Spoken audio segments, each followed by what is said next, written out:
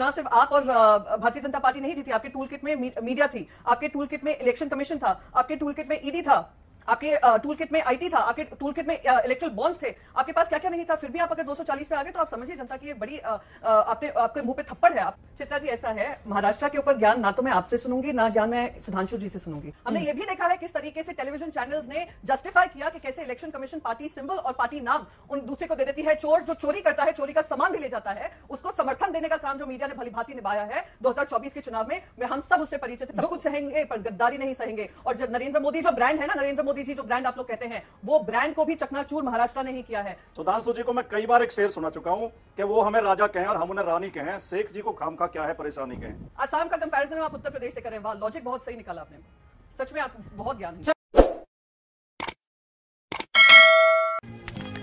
मालिक वो देखो। अब विपक्षी दल संख्या बल में इस बार बहुत मजबूती के साथ कदमताल करने वाला है। ऐसे में क्या है सरकार की तैयारी? स्पीकर से लेकर तमाम मुद्दों पर वो अपना पक्ष मजबूती से रखेगा। देखिए, संख्या बल के ऊपर गजब का तर्क दिया जाता है विपक्ष के द्वारा। मतलब हमारे गठबंधन को बहुमत मिला, भारतीय जनता पार्टी को बहुमत नहीं मिला, तो हमारे लिए तो सबक है। और थर्ड अटेम्प्ट में 100 का अंक नहीं छू पाए, उनके लिए बहुत गजब है। और मैं पुनः कह रहा हूं, 1984 में जब इंदिरा जी की दुखद हत्या के साए में हुए चुनावों को छोड़ दें तो आज तक 40 साल में कांग्रेस को कभी 240 सीटें नहीं मिली। नरसिम्हा राव के समय में 232 थी, बाद में बाई इलेक्शंस होते हुए वो 240 टच किए थे। इसलिए संख्या बल का जो भ्रम दिखाने का प्रयास कर रहे हैं, हकीकत में शिजरा आपका बिखरता हुआ दिख रहा है, क्योंकि औपचारिक रूप से आपका गठबंधन सहयोगी छोड़ के चला गया। इधर हमारी तरफ सारे गठबंधन सहयोगी ने पूरे गरिमा मर्यादा के साथ मोदी जी के नेतृत्व में विश्वास व्यक्त किया और हम आगे बढ़े हैं। तो ये अंतर दोनों को साफ दिखाई पड़ रहा है जनता को। हाँ, मैं बस एक सिंपल चीज कहूंगी, संख्या की बात हमने नहीं शुरू की थी। प्रधानमंत्री नरेंद्र मोदी ने पार्लियामेंट में आकर कहा था कि 370 भारतीय जनता पार्टी लाएगी, 400 पार एनडीए करेगी। तो इसलिए संख्या बल बार बार आपको जताना जरूरी है भाई साहब, इसलिए बोल रही हूं। और मैं चाहती हूं आप इसी अहंकार से रोज आकर टेलीविजन चैनल पे जनता को याद दिलाएं कि हमें बहुमत नहीं मिला है, हम तो फिर भी सरकार बनाए बैठे हैं। तो जैसे कि जनता जाने कि उनको और पुरजोर तरीके से आकर वोट करना पड़ेगा और आप जैसी अहंकारी सरकार को हटाना होगा। भारतीय जनता पार्टी का इतिहास जो अभी बता रहे थे 1984 से इनको नहीं मिला है, इसको नहीं मिला है, उसको नहीं मिला है। आपकी भी जो पहली सरकार बनी थी एनडीए की सरकार, वो भी क्राइसिस पे थी, जो सबसे पहले अटल बिहारी वाजपेयी जी की सरकार थी। मैं बस यही कहूंगी कि अगर जिम्मेदारी विपक्ष को मिली है उतनी ही जिम्मेदारी आपकी है। तीसरे टर्म में एटलीस्ट अपनी भूलों का सुधार करने की कोशिश करिए, प्रजातंत्र को प्रजातंत्र रखिए। और जो ये आप चुनाव भी जीते हैं, चुनाव सिर्फ आप और भारतीय जनता पार्टी नहीं जीती, आपके टूल किट में मीडिया थी, आपके टूल किट में इलेक्शन कमीशन था, आपके टूल किट में ईडी था, आपके टूल किट में आईटी था, आपके टूल किट में इलेक्ट्रल बॉन्ड्स थे, आपके पास क्या क्या नहीं था। फिर भी आप अगर 240 पे आ गए तो आप समझिए जनता की ये बड़ी आपके मुंह पे थप्पड़ है। आपको जिम्मेदारी दी गई है कि आप जिम्मेदारी से बर्ताव करिए, वरना आपका भी पैकअप करा देंगे। सुधांशु जी, विपक्ष के तेवर बता रहे हैं कि राह बड़ी मुश्किल रहने वाली है इस बार सरकार की सदन के अंदर। देखिए, प्रियंका जी ने टूल किट की बात कही तो मैं सिर्फ 3 फैक्ट रख देना चाहता हूं, बाकी देश की जनता खुद तय करे। यह भारत का इतिहास का पहला चुनाव था जब सीमा पार बैठे किसी धन कुबेर ने क्लियर कट कहा, जॉर्ज सोरस ने, कि मैंने $1 बिलियन खर्च करने हैं मोदी जी की सरकार को गिराने के लिए। कोई चुनाव हो तो बता दीजिएगा। यह भारत के इतिहास का पहला चुनाव था जब किसी अखबार में छपी बात की बात नहीं कर रहा हूं, किसी दुनिया के एक देश की फॉरेन मिनिस्ट्री ने ऑफिशियल स्टेटमेंट दिया, रशिया ने, कि भारत के चुनाव में बाहर से हस्तक्षेप किया जा रहा है। यह भारत के इतिहास का पहला चुनाव था जब पाकिस्तान का पूर्व मंत्री एग्जैक्ट वही भाषा बोल रहा था कि भाजपा हारनी चाहिए, मोदी जाना चाहिए, उसके बाद जो मर्जी हो कर लेंगे। बस मैंने 4 फैक्ट रख दिए, अब जनता तय करेगी किसका टूल किट क्या था और किसका क्या प्रभाव था और किसको कहां से किस प्रकार की मदद, समर्थन और स्नेह प्राप्त हो। तुम्हें शर्म है? कुछ शर्म आया है? देखिए, बीजेपी बहुमत से दूर रह गई, लेकिन दूसरा पक्ष ये भी है जो बीजेपी की ओर से बार बार सुधांशु जी बता रहे हैं कि एनडीए को बहुमत मिला है। और ये कई सालों के बाद ऐसा हुआ है जब भारतीय जनता पार्टी इतनी बड़ी पार्टी बनकर उभरी है। विपक्षी दलों के दायित्व को लेकर भी उन्होंने चर्चा की कि संख्या बल अगर ज्यादा है तो सिर्फ बवाल नहीं करना है। और राजकुमार भाटी जी, आपकी पार्टी तो देश की तीसरी सबसे बड़ी पार्टी बनकर सदन के भीतर कदम रखने जा रही है, क्या है तैयारी आप लोगों की? एनडीए को तीसरी बार बहुमत प्राप्त हुआ और मोदी जी तीसरी बार प्रधानमंत्री बने, इसके लिए उनको बहुत बहुत शुभकामनाएं। और उम्मीद करेंगे कि सत्ता पक्ष और विपक्ष दोनों मिलकर देश के लोकतंत्र को मजबूत करने के लिए और देश के विकास के लिए योजनाएं बनाएंगे। विपक्ष और सत्ता पक्ष कोई शत्रु पक्ष नहीं होते हैं कि दोनों में शत्रुता है। दोनों को मिलजुल कर एक दूसरे की भावनाओं का ख्याल रख के एक दूसरे के सलाह मशवरे से योजनाएं बनानी चाहिए। इस बार आपको संसद का माहौल बदला बदला नजर आएगा। इस बार वो तानाशाही नहीं चलेगी जो पहले चलती थी। लेकिन सुधांशु त्रिवेदी जी के बयानों से ऐसा लगता है कि लोकतंत्र का सम्मान ये अब भी नहीं कर रहे हैं। उन्होंने सारे अभी अपने वक्तव्य में 3 बार वो बोले, 3 बार विपक्ष के ऊपर अनर्गल आरोप लगाए, विपक्ष को कोसा है, विपक्ष को ये हंगामा करेंगे। आपको कैसे पता चल गया पहले ही हंगामा करेंगे, नियमों का उल्लंघन करेंगे? ऐसी भावनाओं से लोकतंत्र नहीं चलता है। विपक्ष का सम्मान करना सीखिए। इस बार देश की जनता ने जो जनादेश दिया है, हम भी घबराए हुए थे, देश के बहुत लोग घबराए हुए थे कि लोकतंत्र खतरे में है, संविधान बदल देंगे, सामाजिक न्याय की दिशा को पलट देंगे। लेकिन इस भारत देश की महान जनता ने ऐसा जनादेश दिया है कि ना तो सत्ता पक्ष तानाशाही कर पाएगा और विपक्ष सरकार बनाने से पीछे रह गया। तो इस ऐसे दौर में चाहे सरकार बेशक एनडीए की बनी है, मोदी जी की बनी है, लेकिन हम इसलिए प्रसन्न हैं कि इस बार संसद में लोकतंत्र दिखाई देगा, पुरानी परंपराएं दिखाई देंगी, संसद में चर्चा होगी। एक से एक शानदार नेता चुनाव जीत के संसद के अंदर आए हैं, एक से एक शानदार वक्ता आए हैं जो जमीन से जुड़े हुए हैं, जिन्हें जमीनी मुद्दों की समझ है, जिन्हें देश की जनता के भावनाओं की समझ है। तो इस बार मैं बहुत आशान्वित हूं और मैं निवेदन करूंगा कि सत्ता पक्ष को भी अपना रवैया बदलना चाहिए। केवल विपक्ष को गाली देने से आप मजबूत नहीं होंगे। देश को मजबूत करने के लिए कुछ सोचिए, कुछ योजनाएं बनाइए। अब नहीं मानेंगे। सुधांशु जी जल्दी से आप जवाब दे दीजिए। वो कह रहे हैं कि सरकार की तानाशाही नहीं चलने दी जाएगी सदन में। बस एक लाइन में आप एक और परिवर्तन देखिए जो समझ में नहीं आ रहा। प्रियंका जी बैठी, गौर से समझिए। महाराष्ट्र में विधानसभा चुनाव में कांग्रेस चौथे नंबर की पार्टी थी, भाजपा, शिवसेना, एनसीपी और कांग्रेस। आज क्या हुई? कांग्रेस नंबर 1 की पार्टी हो गई। कांग्रेस बढ़ी किसकी कीमत पे? शिवसेना और एनसीपी की कीमत पे। आज सबसे ज्यादा सीटें उनकी हैं।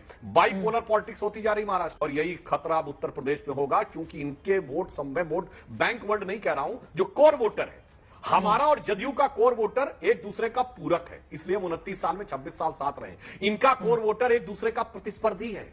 इसलिए कांग्रेस का राइज हमारे लिए चिंता का विषय नहीं है। यह देश की पॉलिटिक्स को बाइपोलर की तरफ ले जा रहा है। यह क्षेत्रीय दलों के लिए चिंता का विषय है।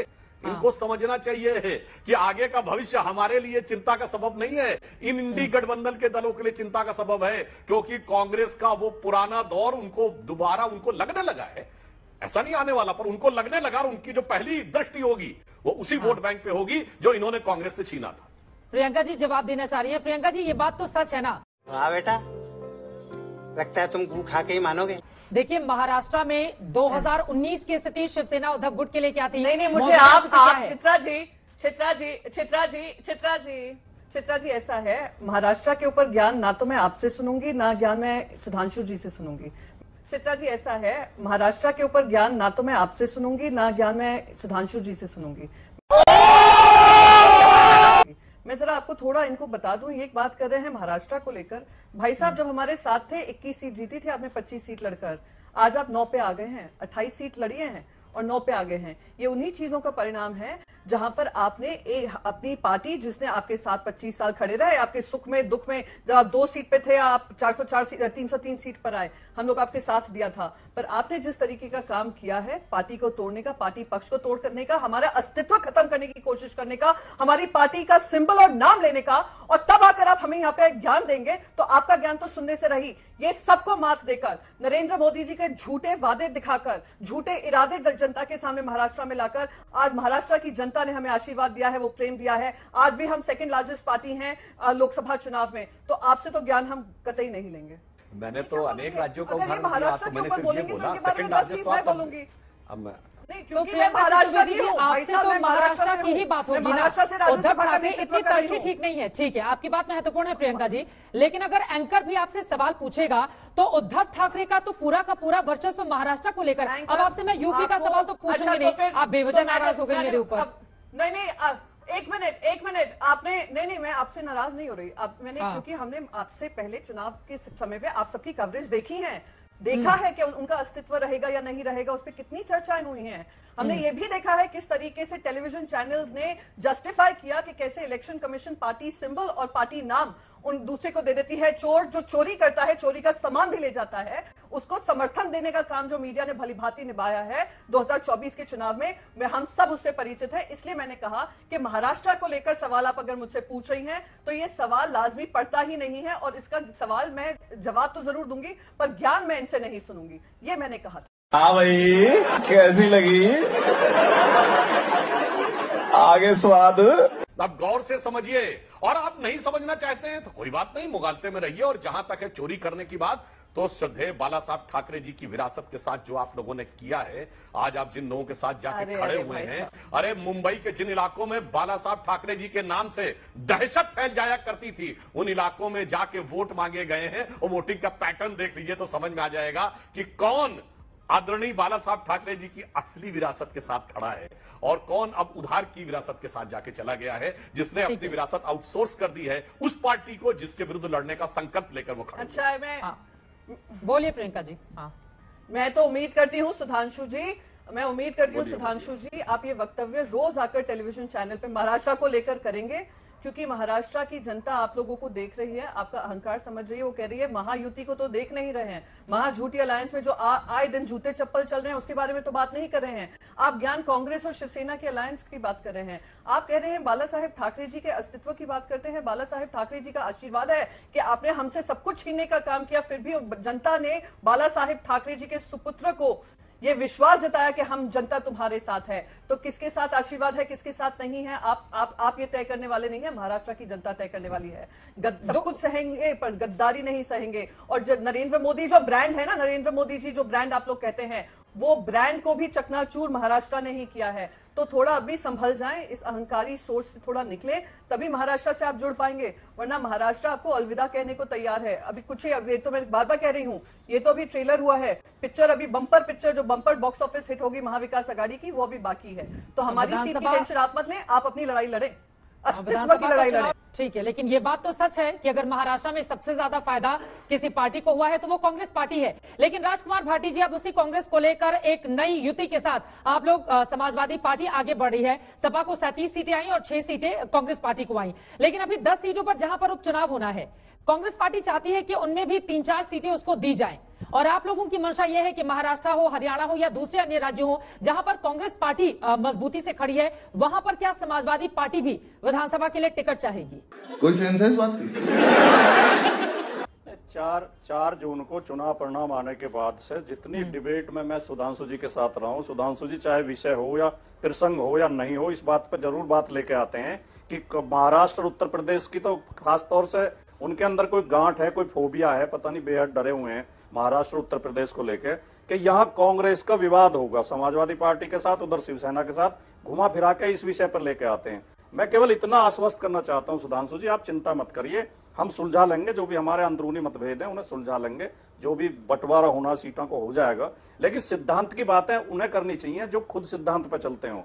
आप प्रियंका जी से तो कह रहे हैं कि आपने किसके साथ गठबंधन कर लिया, वीडियो सुना है, पुराने वीडियो सुनने हैं तो आप पासवान जी का सुनिए जो बीजेपी को भारत जलाओ पार्टी कहते थे, बिहार के मांझी जी का वीडियो सुनिए जो राम को काल्पनिक बताते थे, राम का अस्तित्व मानने को तैयार नहीं थे। जब आप उन्हें गले लगा सकते हैं तो हम भी राजनीतिक परिस्थितियों के अनुरूप गठबंधन कर सकते हैं, नई पार्टियों से जुड़ सकते हैं, इसमें कोई विशेष बात नहीं है। जहां तक उत्तर प्रदेश का सवाल है, अब वो जो मत प्रतिशत आप बता रहे थे, परसेंटेज पे जा रहे थे, समाजवादी पार्टी ने 90% वोट बैंक का दायरा तैयार कर लिया। अब वो जो पुराने जुमले आप छोड़ते थे और हमें बदनाम करते थे, एमवाई पार्टी, अब उससे बहुत ऊपर पार्टी उठ चुकी है। अब ये पीडीए की पार्टी बन गई, 90% पीडीए की पार्टी है। और इन चुनावों में ये देखा आपने, अब आपकी पार्टी को लोकसभा में हाफ कर दिया, विधानसभा में साफ कर देंगे, ये उत्तर प्रदेश का साफ संकेत है। अगर इनको अब भी आंखों देखा समझ में नहीं आ रहा है, समाजवादी पार्टी की जीत की चर्चा हो रही है या कांग्रेस की जीत की, जिसको 9.36% वोट मिला उत्तर प्रदेश में, 11.5% वोट तमिलनाडु में पाके हमारी चर्चा नहीं हो रही है। और मैं पूछना चाहता हूं, अगर 3,90,000 वोटों से जीते हैं राहुल गांधी और 1,72,000 से कन्नौज में जीते हैं अखिलेश यादव, तो किसी के समझ में नहीं आ रहा है कि सपा का वोट कांग्रेस को ट्रांसफर हुआ है, कांग्रेस वोट सपा को ट्रांसफर नहीं हुआ, 90% खत्म हो गया, तो 42% वोट हमारे पास कैसे मेरे भाई से ज्यादा मिला है?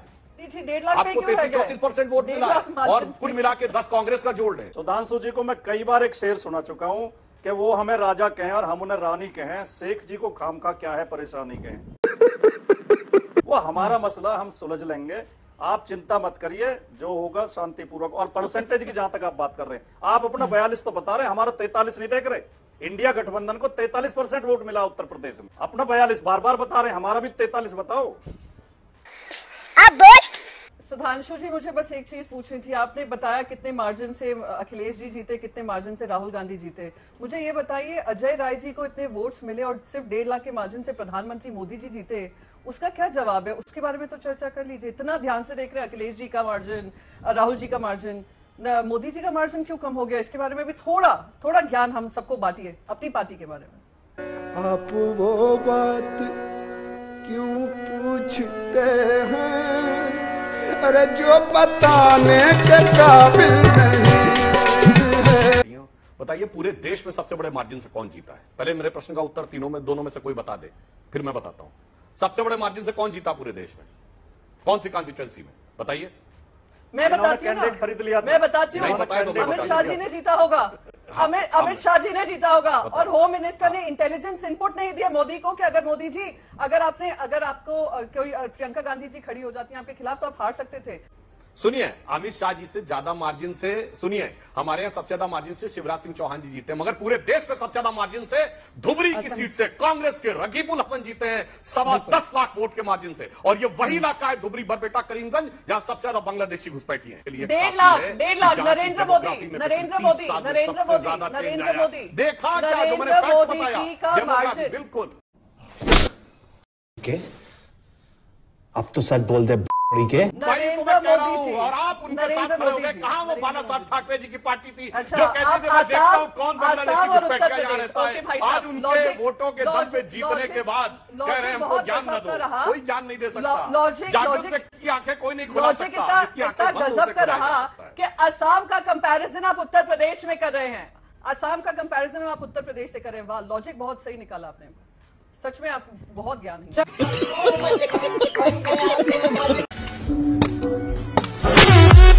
अब बताइए मैं क्या करूंगा? एक बहुत सिंपल सी टिप आपके साथ शेयर करती हूँ। अपने हाथ को इस तरह से रखिए। If you look at this from your side, आपका लेफ्ट हैंड आपको बी के जैसे दिखेगा और राइट हैंड आपको डी के जैसे दिखेगा। B and D. B for थोड़ी मदद रखिए।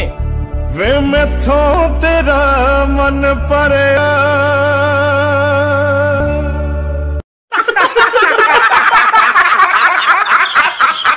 खत्म। Bye bye, ta-ta, goodbye, गया।